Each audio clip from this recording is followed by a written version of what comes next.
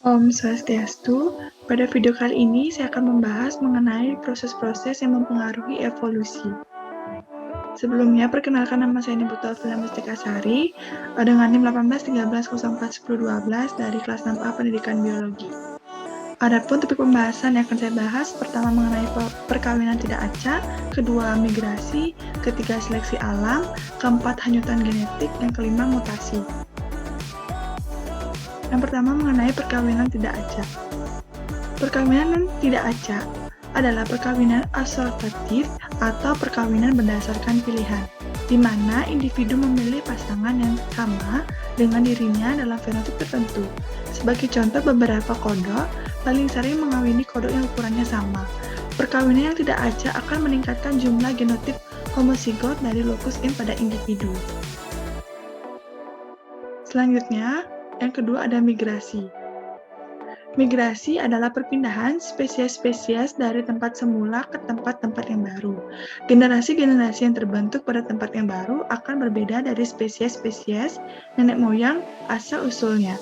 Ketika individu meninggalkan populasi atau emigrasi, maka ia akan membawa alel keluar, begitupun sebaliknya. Hal ini yang kemudian berpotensi untuk menghasilkan alel-alel baru. Selanjutnya, yang ketiga, seleksi alam. Seleksi alam adalah terjadinya perubahan pada suatu lingkungan hidup. Perubahan inilah yang kemudian berpotensi mengakibatkan evolusi. Sebab ketika menghadapi perubahan ini, organisme mungkin akan dapat menyesuaikan diri dengan lingkungan baru dan mempertahankan kelangsungan hidupnya. Kemudian, pada seleksi alam ini, organisme tidak mampu menyesuaikan dirinya dengan lingkungannya yang baru dan kemudian akan mati atau pindah ke daerah lain yang tidak mengalami perubahan lingkungan. Selanjutnya, kemudian pada seleksi alam, terdapat pengaruh seleksi alam dalam penurunan frekuensi suatu sifat dalam suatu populasi, berlangsung dengan 3 cara sebagai berikut. Yang pertama, seleksi penstabilan atau stabilizing selection, yang bekerja terhadap fenotip ekstrim dan menyukai varian antara yang lebih umum. Seleksi ini mengurangi variasi dan mempertahankan keadaan yang tetap pada suatu waktu tertentu.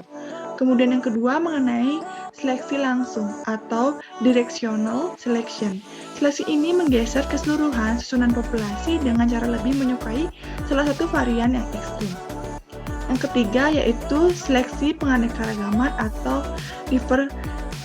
diversing selection, menyeleksi sifat rata-rata dan lebih menyukai sifat-sifat yang lebih ekstrim. Kemudian selanjutnya yaitu mengenai hanyutan genetik. Jadi, hanyutan atau pergeseran genetik adalah perubahan dalam frekuensi gen pada suatu populasi yang berukuran kecil akibat kejadian acak. Secara ideal, suatu populasi harus berukuran besar agar hanyutan atau pergeseran genetik tidak mempengaruhi kumpulan gennya.